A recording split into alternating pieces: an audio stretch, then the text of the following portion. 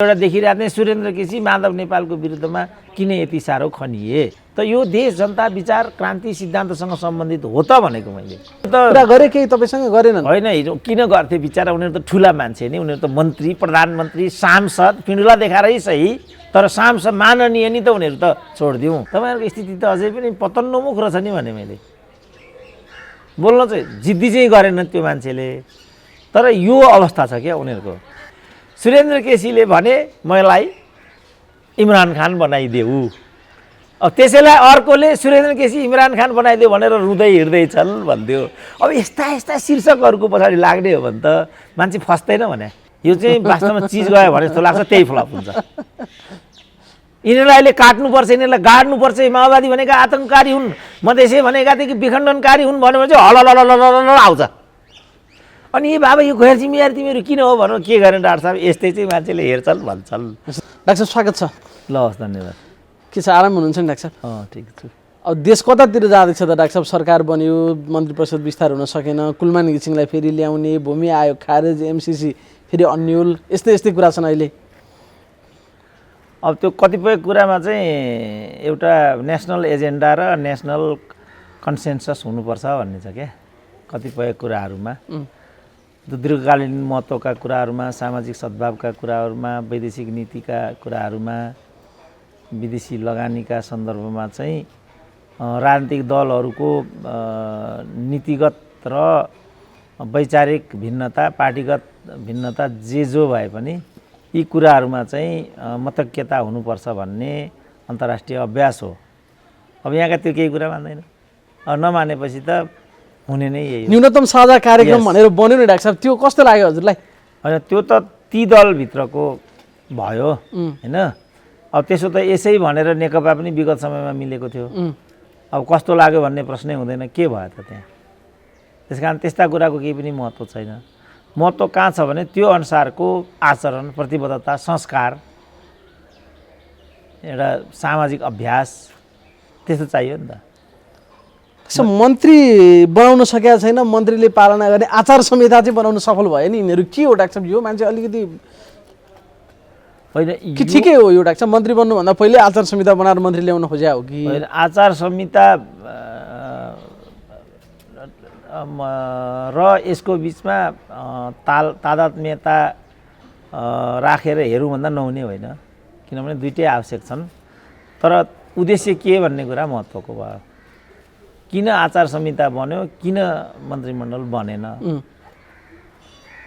किन नेकपा जुट्यो किन नेकपा फुट्यो यो चाहिँ महत्त्वपूर्ण प्रश्न हो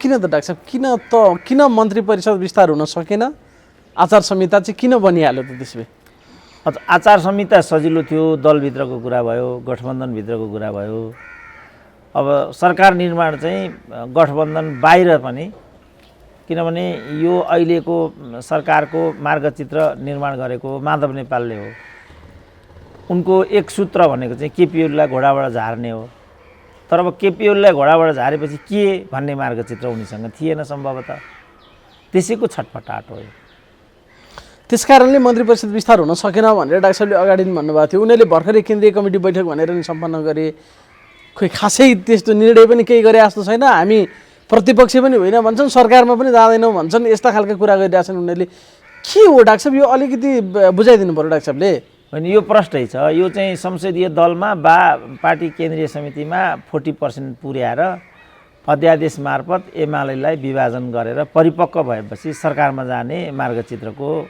प्रसव वेदना हो यो 40% भएको छैन होला अहिलेसम्म पनि किनभने यो राजनीति भनेको त एमालेलाई विनष्ट गर्ने राजनीति न हो यो त हामी प्रतिपक्ष होइनौँ भनेर भन्छन् आकाकी सरकारमा पनि जाँदैनौँ भन्छन् उनीहरू यस्तै खालकै हो कि न यो सरकारी यो व्यवस्था अहिलेको फैसलाबाट आएको हो नि त अहिले विशिष्ट परिस्थिति छ नि फेरि डाक्टर साहब यहाँनिर विशिष्ट परिस्थिति भनेको के नङ्गानाच हो के हो त्यो विशिष्ट त्यस्तै देखिन्छ त फरक अरूभन्दा फरक परिस्थिति सर्वोच्चको परमादेशबाट सरकार बनाएको छ एउटा दलका मान्छेले अर्को दललाई गएर भोट हालेर सरकार बनाएका छन् झनै झनै निर्दलीयता जस्तो देखिन्छ त्यो होइन भन्छन् विशिष्ट अब त्यसकारण मैले भने दलीय व्यवस्थामा दल नै सर्वोच्च हो दलको नेतृत्व नै सर्वोच्च हो दलीय पद्धतिहरू नै सर्वोच्च हुन् दलीय व्यवस्थामा चाहिँ अब यहाँ त्यो कुरा ओझेल परे जस्तो देखिन्छ। अब प्रमुख प्रतिपक्षको कुरा गर्ने भने उसलाई चाहिँ प्रमुख प्रतिपक्षीय भूमिका खेल्ने भन्ने जनादेश हो।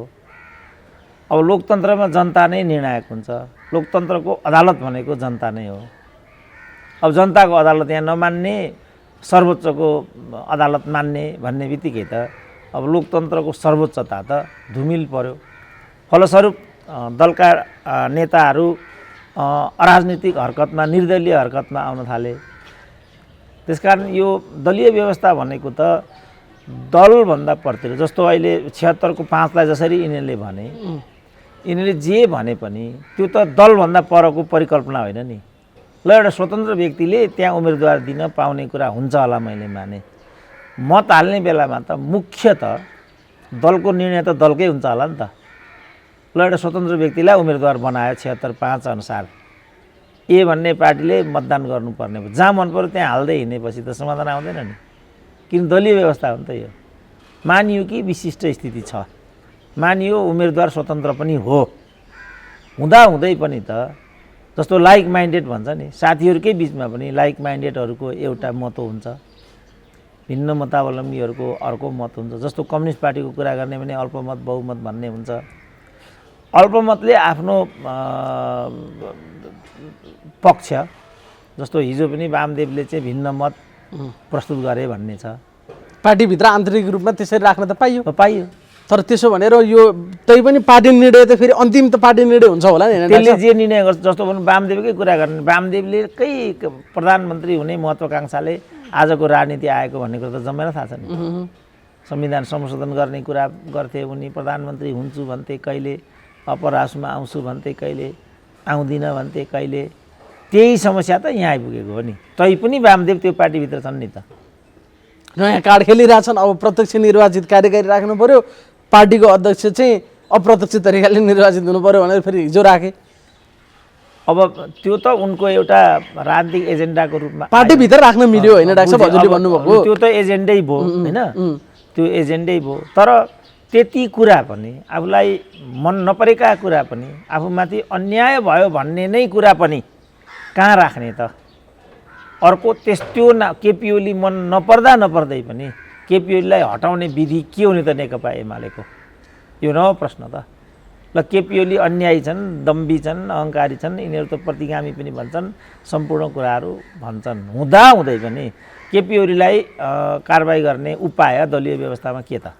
अर्को दलसँग गठबन्धन गरेर अनि चाहिने नचाहिने प्रेसर दिएर राजीनामा दिन विवश बनाएर वा अरू केही हत्कण्डा प्रयोग गराएर अनि आफ्नो नेतृत्व त्यहाँ साध्ने, यही हो दलीय व्यवस्थामा गर्नुपर्ने आचरण।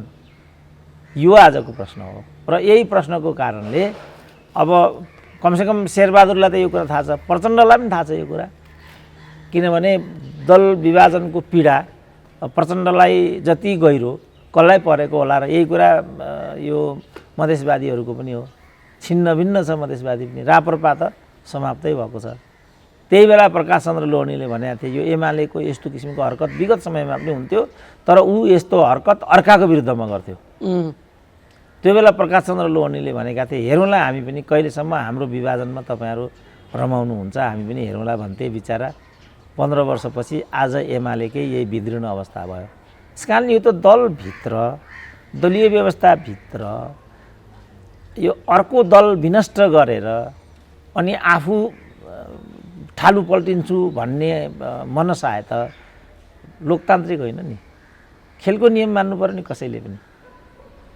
केही नमान्ने, अनुशासन नमान्ने, खेलको नियम नमान्ने, विचार नमान्ने, सिद्धान्त नमान्ने, सङ्गठनात्मक पद्धति नमान्ने, यो अराजकता होइन यो। डाक्टर साहब यति कुरा थाहा नभएको कि कति फरक उहाँहरूको मत छ भने यो त हुँदैन। केपी ओली चाहिँ यस्तो भएर उहाँहरूले त अहिले कति 6-7 दिनको कतिको अल्टिमेटम दिनुभएको छ, माफी माग्नु पर्यो पहिला केपी ओलीले, अनि त्यसपछि मात्रै एकताको कुरा हुन्छ पनि भन्नुभएको छ उहाँहरूले। डाक्टर साहब यसलाई 40% पुर्याउने एउटा मिर्लो मात्रै भन्नुहुन्छ, नपुगेर मात्रै भन्नुहुन्छ। यसरी नै हो त नेतृत्वलाई लाइनमा ल्याउने, यही कायदा हो त। यो के अन्तर्गत यो भनेको माफी माग्ने भने के? यही आत्मआलोचना गर्नु पर्यो केपी ओलीले, मैले गल्ती गरेँ भनेर।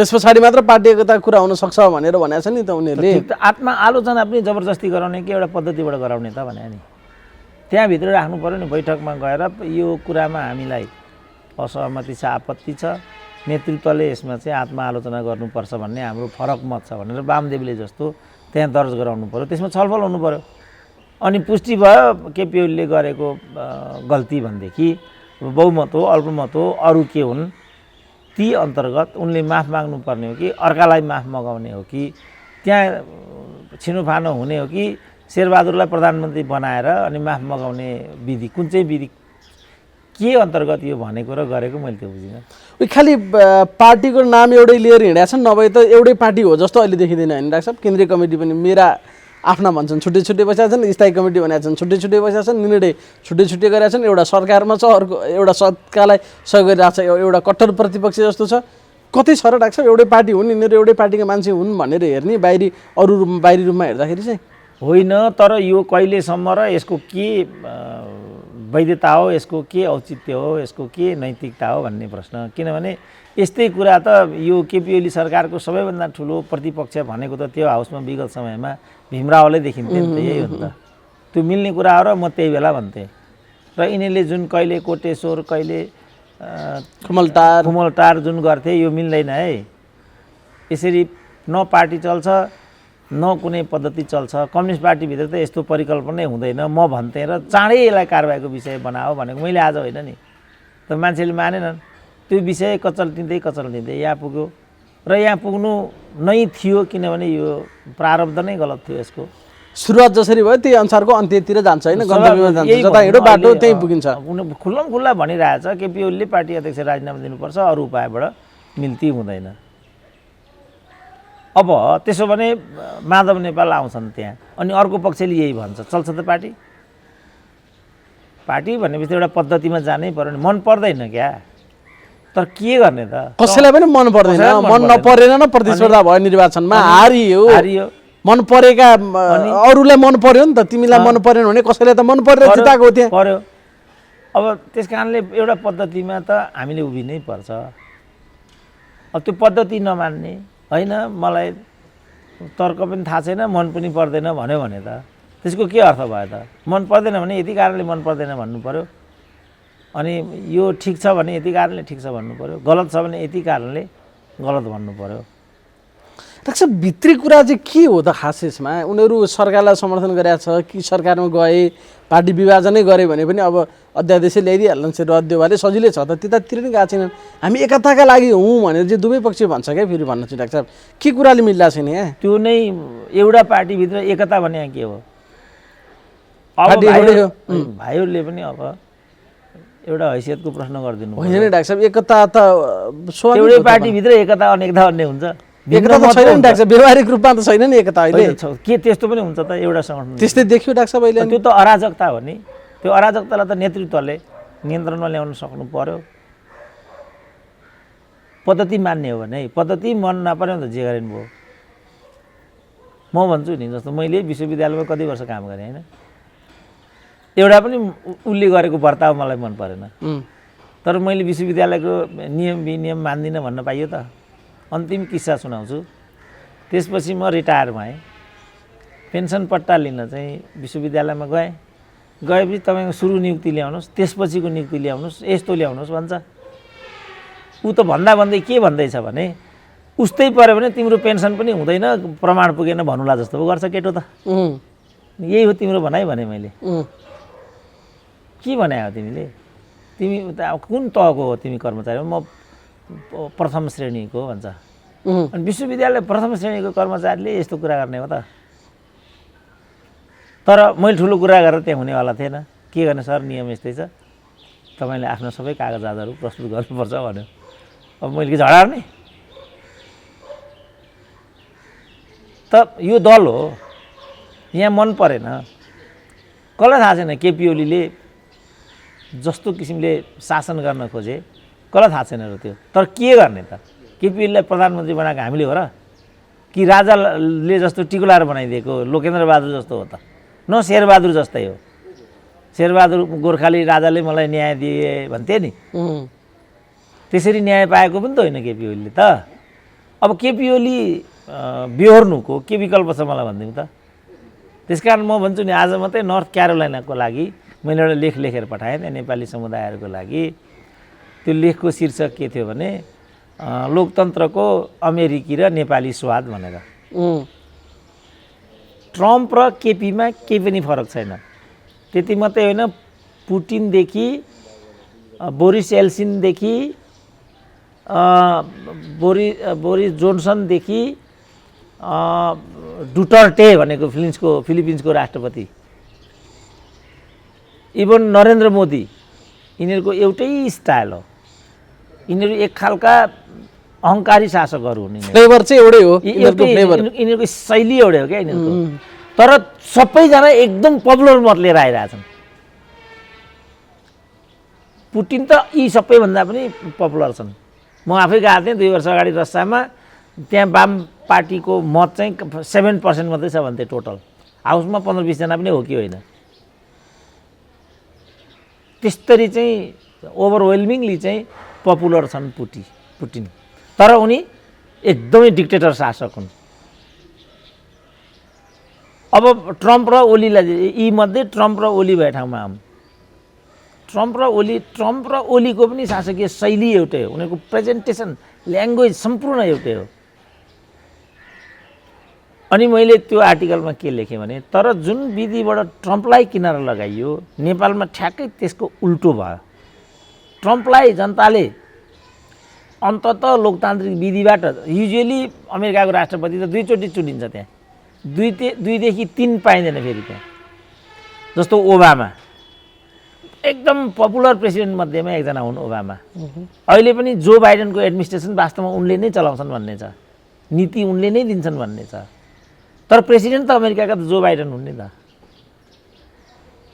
ओबामाकै भाइस प्रेसिडेन्ट हुन् यिनी, जो बाइडेन। त त्यो विधिबाट ट्रम्पको कहरलाई चाहिँ किनारा लाउने पद्धति अवलम्बन गर्यो अमेरिकी लोकतन्त्रले। अब नेपालमा चाहिँ परमादेश, अदालत, गठबन्धन यस्तो प्रक्रियाबाटले नपुगेर आफ्नै पार्टी चाहिँ बागी भइकन केपी ओलीलाई सत्ताबाट बहिर्गमन गराइयो। अब केपी ओली त जिउँदैछन्। अब त्यहाँ के भनिन्छ भने, बेलायतको राजतन्त्रको हकमा king dead king is long live भन्छन् क्या त्यहाँ। राजा मर्यो तर राजा जिउँदैछ। एउटा राजा भन्ने मर्यो, त्यहाँको सिङ्गारूट राजै मर्यो तर राजसंस्था त जिउँदैछ नि त। राजा पो मर्यो त। केपी ओली पो त्यहाँबाट बेदखल भए, तर केपी ओलीको प्रवृत्ति त कायमै रह्यो नि त। त्यसकारण केपी ओलीसँग तिमीहरूलाई असहमति हो भने पद्धतिसङ्गत तरिकाले केपी ओलीलाई त्यहाँबाट पन्छाउनु नेपाली लोकतन्त्रको लागि सबैभन्दा राम्रो हुन्छ, जसरी अमेरिकी लोकतन्त्रको लागि सबैभन्दा राम्रो थियो। यहाँ केपी ओली यति मात्रै होइन, केपी ओलीलाई तिनीहरू प्रतिगामी फलानु भन्थे नि, यिनीहरू राष्ट्रपति शासन लाग्छ, सत्ता छोड्दैनन् इत्यादि भन्थे नि। तर अदालतले परमादेश गरेको भोलिपल्ट नै केपी ओली थपक्कन बालुवाटारबाट बालकोट गए। अब उहाँ ट्रम्पले त व्हाइट हाउसमाथि आक्रमण गरे। 4-5 जना मान्छे त्यहाँ हताहत नै भएका छन्। जस्तो शपथ ग्रहण समारोहमा उनी पनि गएनन्, यी पनि गएनन्। अब त्यो लोकतान्त्रिक अभ्यास होइन नि। मैले तुलना गरेको कि यिनीहरूको प्रवृत्ति कसरी एउटै थियो भनेर। तर अमेरिकी लोकतन्त्रले जे विधिबाट चाहिँ ट्रम्पलाई किनारा लगायो, अब ट्रम्पको कहर त्यहाँ छैन। नेपालमा ओलीको कहर यथावत छ। र मलाई के लाग्छ भने अब आउने निर्वाचनमा पनि ओलीले सबैभन्दा बढी सिम्पेथेटिक भोट पाउँछन्। भनेपछि राजा मरे तर राजसंस्था जिउँदैछ, ओली गए तर ओली जिउँदैछन्। यिनीहरूलाई मेरो सोधाइ के हो भने, तिमीहरूको समस्या चाहिँ ओलीसँगको हो कि ओलीको प्रवृत्तिसँग हो? ओलीको प्रवृत्तिसँग हो भनेदेखि तिमीले ओली प्रवृत्तिलाई निरस्तर गर्नको लागि जनतामै जानुको विकल्प छैन। ओलीलाई पराजित गर्ने कुनै गठबन्धन परमादेशले होइन, अदालतले होइन, लोकतन्त्रमा स्वेच्छाचारी शासकलाई नियमन गर्ने भनेको जनताले बाहेक अरूले हुँदैन। तर यहाँ त्यस्तो हुँदैन। त्यसकारण अब यहाँ यहाँ त अब प्रतिगमन भनेका छन्, निर्वाचनमा जाने कुरा प्रतिगमन भएर फेरि परमादेशबाट सरकार भन्ने कुरालाई अग्रगमनको परिभाषा हुन्छ यहाँनिर फेरि।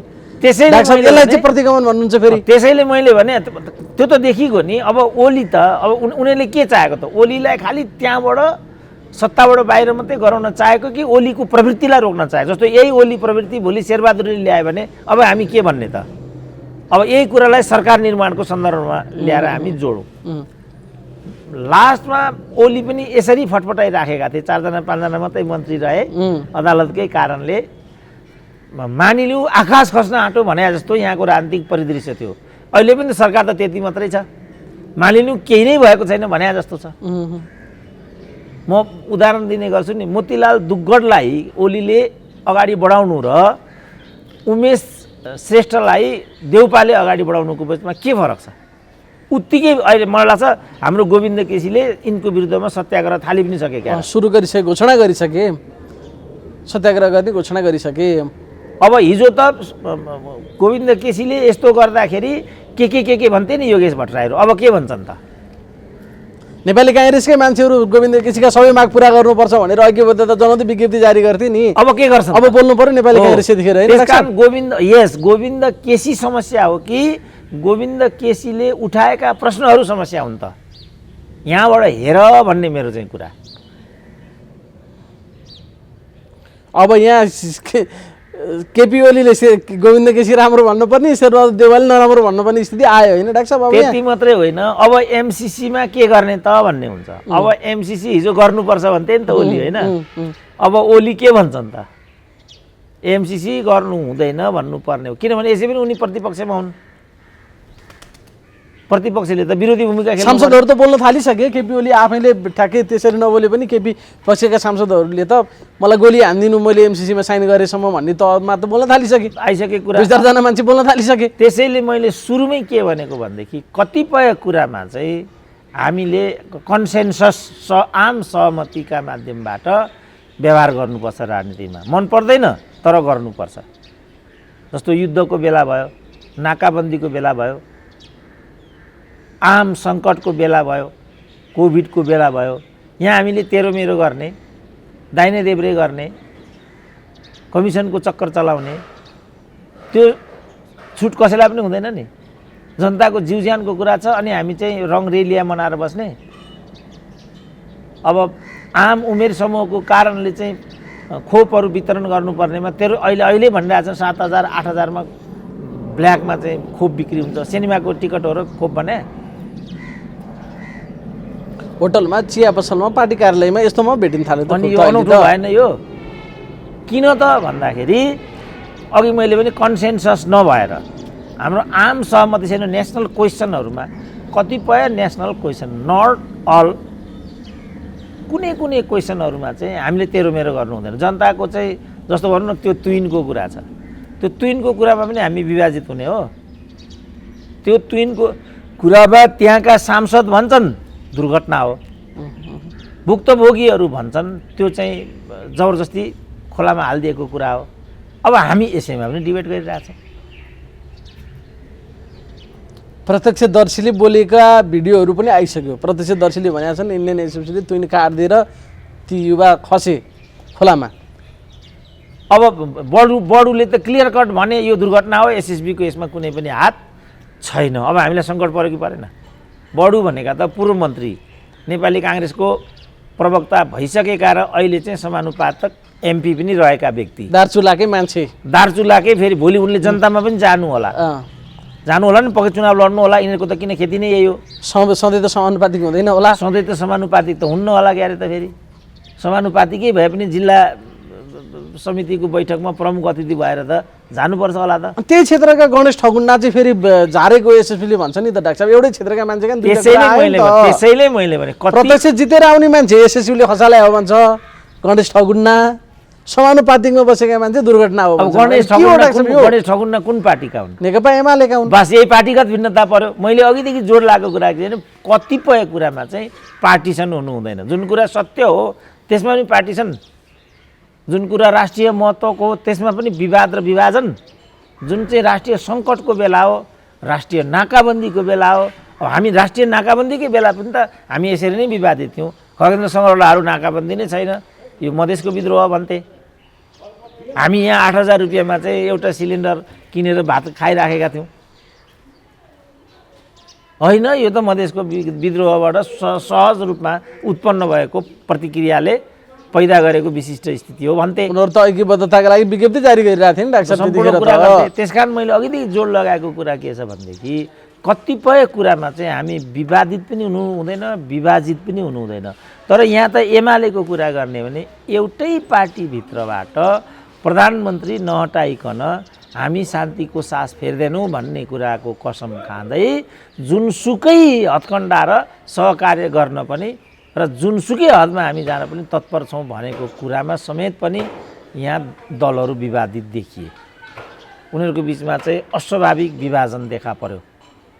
हामीले भन्ने वक्ताहरूलाई पनि किताबन्दी गरेर हेर्ने यो गरियो। हामी नै कोपमा पर्ने खतरा भइसक्यो। यहाँ सबैमा त्यही हालले। यहाँ हिजो एउटा देखिरहेको थिएँ, सुरेन्द्र केसी माधव नेपालको विरुद्धमा किन यति साह्रो खनिए। अब मेरो त सबभन्दा लाइक माइन्डेड लिडर हो माधव कुमार नेपाल, किन मैले खनिनु पर्यो? खालि मैले के भनेको भने यो केस चाहिँ गैरदलीय भयो, शोभा दिने खालको छैन यो, यति मात्रै मेरो भनाइ हो। किन खनिनु पर्यो मैले माधव नेपालको विरुद्धमा? नखनिएर माधव नेपालले एकदम राम्रो गरे भनेर भन्न सक्ने स्थिति पनि त छैन। बस त्यसकारण घटनाले गर्दाखेरि जे व्यवहार उनीहरूले गरिरहेछन्, जे बाटो उनीहरूले तय गरिरहेछन् त्यसलाई मात्र भन्दै त हो नि डाक्टर साहब तपाईँले त। अब भनौँ न, अब सिपी मैनाली माथि पनि त 39 सालदेखि दुर्व्यवहार सुरु भयो।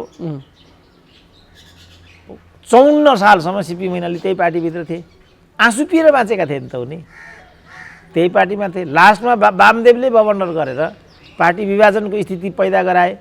त्यो स्थिति पैदा गराउने माधव नेपालकै समयमा भएको छ। त्यसपछि माधव नेपाल त्यसपछि वामदेव असफल भए, फर्केर यहाँ आइपुगे। फेरि वामदेवकै कारणले आजको दिन आएको छ। यही हो नि सत्य त यो देश जनता विचार क्रान्ति सिद्धान्तसँग सम्बन्धित हो त भनेको मैले।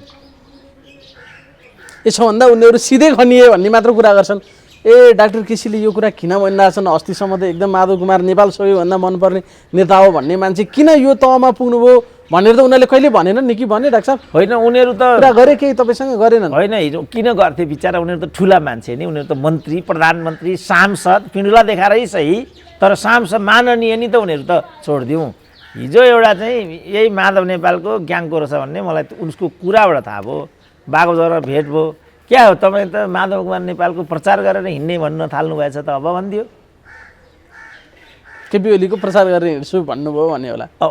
होइन, भाइरल त्यो त शीर्षक त्यस्तो बनायो नि त भाइरलहरूले, होइन? अनि मैले भने त्यो मलाई म स्तब्ध भएँ क्या। अब सांसद भइसक्यो 2 चोटि, त्यो पनि निर्वाचित, कुनै पनि बेला मन्त्री हुने मान्छे होइन? यस्तै नै मन्त्री हुन्छन् नेपालमा त। अनि तपाईँ जस्तो पढे लेखेको 2 चोटि सांसद भएको मान्छेले पनि सोसियल मिडियाको शीर्षक हेरेर धारणा बनाउँदै हिँड्ने भनेपछि त तपाईँहरूको स्थिति त अझै पनि पतन्नोमुख रहेछ नि भने मैले। बोल्न चाहिँ जिद्दी चाहिँ गरेन त्यो मान्छेले, तर यो अवस्था छ क्या उनीहरूको।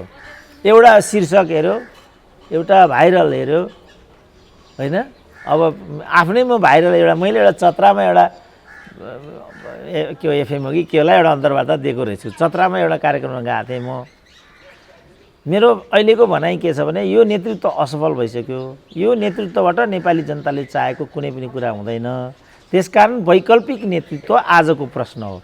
मेरो थेसिस यो हो अहिलेको लागि। एउटा इमरान खान आवश्यक पर्छ। त्यो इमरान खान म हुँ भन्ने कुरा छैन। इमरान खान चाहियो, कोही भए पनि हुन्छ। मेरो थेसिस यति मात्रै हो। त्यसले शीर्षक के बनाएछ भनेदेखि सुरेन्द्र केसीले भने मलाई इमरान खान बनाइदेऊ। अब त्यसैलाई अर्कोले सुरेन्द्र केसी इमरान खान बनाइदियो भनेर रुँदै हिँड्दैछन् भन्थ्यो। अब यस्ता शीर्षकहरूको पछाडि लाग्ने हो भने त मान्छे फस्दैन भने। मेरो त खालि भनाइ के भने यो नेतृत्वबाट जस्तो आजै पनि आइराखेको छ, काठमाडौँ महानगरपालिकाको खर्चको विवरणिका, जहाँ चाहिँ खाजामा 50 लाख खर्च भयो, बैठक भत्तामा 62 लाख खर्च भयो, भ्रमण भत्तामा 5 करोड खर्च भयो। यो के हो भनेर चाहिँ टोटल खर्चको फेरिस्त दिइराखेको छ। आउँदो फागुनमा चाहिँ स्थानीय निकायहरूको चाहिँ पदावधि सकिनेवाला छ होइन। अब मेरो भनाइ चाहिँ के भने जस्तो अहिले नेपालको जो बजेट छ यसको 60% चाहिँ यस्तैमा खर्च हुन्छ, तलब भत्ता सुविधा गाडी इत्यादि जसलाई चालु खर्च भनिन्छ। खाजा, यस खाजा पनि फेरि करोडका सम्पूर्ण कुरा, हजारका त कुरै छैन, लाखका कुरै छैनन्, कुरै छैन। जब यसमा खर्च हुन्छ टोटल बजेटको 60% रह्यो 40% भने मध्ये 20% चाहिँ वित्तीय व्यवस्थापन भन्छ। वित्तीय व्यवस्थापन भनेको चाहिँ विभिन्न ऋण धनको साहु ब्याज इत्यादिमा खर्च गर्ने पैसा हो, त्यो 20% गयो, 80% भयो। विकास निर्माणमा खर्च हुने भनेको खुद 20% मात्रै हो। 20%मा पनि 20%को पनि 10% त कमिसन र चुहाटमा जान्छ कि जाँदैन? त्यो त पक्कै जान्छ। मुद्रास्फीतिमा कति जाँदो हो? जस्तो चाहिँ हाम्रो मेलम्ची चाहिँ 12 अरबको योजना हो, त्यसले पूर्णता पाउँदा नपाउँदा 31 अरब खर्च भयो। बनिसक्दाखेरि बाढी लग्यो, लगेर ऋण बोक्नु त 52,000 प्रति नेपाली भनेको त्यही बोकेको त अलि बिचरा निमुखो नेपालीले त। अब अप्पर तामाकोसीको कुरा यही हो, किनभने रात दिन चाहिँ हडताल हुन्छ, त्यहाँ तोडफोडहरू हुन्छन्, लोकल दादाहरू हुन्छन्, हरेक दादालाई मोटरसाइकल किनिदिनु पर्दो रहेछ। फेरि म चाहिँ अप्पर कर्णाली भिजिट गर्न गएँ एउटा टिमसँग, जाँदाखेरि त त्यो जिएमआर भन्ने कम्पनीले लिएको छ, त्यसले त्यहाँका केही नभए 10 जना हुलियाहरूलाई चाहिँ जनैलाई चाहिँ एउटा बाइक दिएको रहेछ, पल्सर। त्यस्तो चल्नु त्यो सबै पैसा कसले तिर्छ त? त्यो जिएमआरले तिर्छ? त्यो त या त गुणस्तरहीन बनाइदिन्छ या त राजनीतिक नेतृत्वलाई दुरुपयोग गरेर चाहिँ अङ्क बढाइदिन्छ। यस्तो भयो भन्छ, के गर्छ, लगाउँछ। युटिएलमा यही हो संसार। अब फेरि सारा विषय कहाँ पुग्ला, विषयान्तर होला। यसको निष्कर्ष चाहिँ के भनेदेखि जो 20% मात्रै हाम्रो पुँजीगत तर्फ, यसबाट पनि यो 20%बाट पनि 20 को 10बाट पनि के हुन्छ? चुहाटको कुरा गरिहालेँ मैले, कमिसनको कुरा गरिहालेँ। अब अर्को एउटा खतरनाक के छ भने त्यहाँ डोजरे विकास र असारे विकास भन्ने हुन्छ। डोजरे विकासले मेलम्चीको जस्तो पहिरो ल्याउँछ, लिदीको पहिरो पनि त्यही हो, सिन्धुपाल्चोकको। यो डोजरे विकासको कुप्रभाव हो। डोजरेले यो गर्छ, असारेले के गर्छ? आज बनायो भोलि भत्किहाल्छ, अर्को वर्षलाई फेरि बजेट पार्न पाइयो त्यहाँनिर। त्यसकारण मैले चाहिँ के भनेको भनेदेखि हाम्रो विकास निर्माणको सपना आउने 100 वर्ष पनि पुरा हुँदैन, किनभने 0.1% पनि खुद विकास निर्माणमा खर्च नहुने त मैले आँकडाबाट भनिहालेँ नि। त्यसकारण जहाँ हामी केन्द्रित हुनुपर्ने, जे हाम्रो नेसनल कमिटमेन्ट हुनुपर्ने, त्यहाँ हामी पटक्कै छैनौँ। हामी भाइरलमा छौँ, हामी स्वार्थमा छौँ। यस्ता कुरामा बसै हुँदैन डाक्टर साहब। 62 करोडको त यो गत वर्षमा चुइगम मात्र आएछ, हामीले चुइगम खाइदिन्छौँ क्या नेपालीले। त्यस्तो कुरामा हामीले बहस गऱ्यौँ भने भाइको यो भिडियो नै फ्लप हुन्छ। मैले कति बोल्छु होइन, बोलेको मात्रै कतिमा मलाई असन्तुष्टि हुन्छ। यो चाहिँ वास्तवमा चिज गयो भने जस्तो लाग्छ, त्यही फ्लप हुन्छ। यिनीहरूलाई अहिले काट्नुपर्छ, यिनीहरूलाई गाड्नुपर्छ। माओवादी भनेका आतङ्ककारी हुन्, मधेसी भनेका थिए कि विखण्डनकारी हुन् भन्यो भने चाहिँ हल आउँछ। अनि ए बाबा यो गैर जिम्मेवारी तिमीहरू किन हो भन्नु, के गर्ने डाक्टर साहब? यस्तै चाहिँ मान्छेले हेर्छन् भन्छन्। समस्या त हेर्नेको पनि त रहेछ नि डाक्टर साहब। अब होइन, अब एकदम राष्ट्रिय बहस गऱ्यो, आयात कति छ, निर्यात कति छ, कहाँनिर हामी गयौँ, बरुवात भिरकुटी कसले बेचेर खायो, बाँसबारी कसले बेचेर खायो, ल डाक्टर साहबसँग त यसको त खानी छ नि त। यो कुरा गऱ्यो भने उनीहरूलाई चासो छैन नि त। फ्लप हुन्छ। हिजै मैले राति राम्रो थियो, वास्तव मलाई पनि मन परेको थियो अन्तर्वार्ता। यसो हेरेँ, एभरेजमा 30,000ले हेर्ने एक रातमा, त्यो त 20,000 डल्लिरहेछ। अब यहाँ जस्तो गरौँ न, अस्ति मैले चाहिँ ऋषि धमलासँग गएर बोलेँ होइन, एभरेजमा मेरो 70-80 हजार यस्तोले हेर्ने मेरा अन्तर्वार्ताहरू हुन्। ऋषि धमलासँग हेरेको अन्तर्वार्ता 2,10,000 लागिसक्यो। त्यसको पनि भित्र र बाहिर हुन्छ भन्छन्, भित्र अझै अर्को सङ्ख्या हुन्छ भन्छन्, त्यो भित्र बाहिर म जान्दिनँ। यसो हेर्दाखेरि 2,10,000को मैले देखेँ होइन। त रुचि के हो त नेपाली जाने? ऋषि धमलालाई पनि त कम गाली त गर्दैनन् नि यहाँ, तर ऋषि धमलालाई नहेरिकन हुँदैन। फेरि प्रश्न त यहाँ आयो नि त। त्यस कारणले हाम्रो मनोवृत्ति पनि अनौठो छ। अब हाम्रो चाहिँ गम्भीरता पनि अलिकति मैले देख्दा एउटा भुटानको सम्म आइलाग्यो म माथि।